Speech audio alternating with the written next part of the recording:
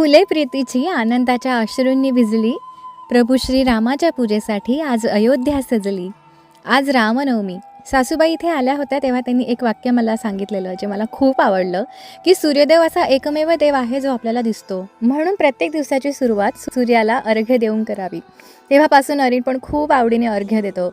आजसुद्धा आम्ही अशीच दिवसाची सुरुवात केली. आईने अयोध्येतील रामचंद्राच्या मंदिराची सुंदर रांगोळी मला दिली होती. ती आज आम्ही देवासमोर काढली. माझं माहेर धुळ्यातलं, तेथील राम मंदिरात सुद्धा खूप सुंदर पद्धतीने सजावट करण्यात आलेली. दरवर्षी तिथे खूप सुंदर सजावट करण्यात येते. खूप मोठ्या प्रमाणात रामनवमी साजरी होते. मुलांसोबत श्री रामरक्षा स्तोत्र आणि भीमरूपी महारुद्र म्हणून झाल्यावर छोटंसं भजन गायन केलं आणि देवाला नैवेद्य दाखवला.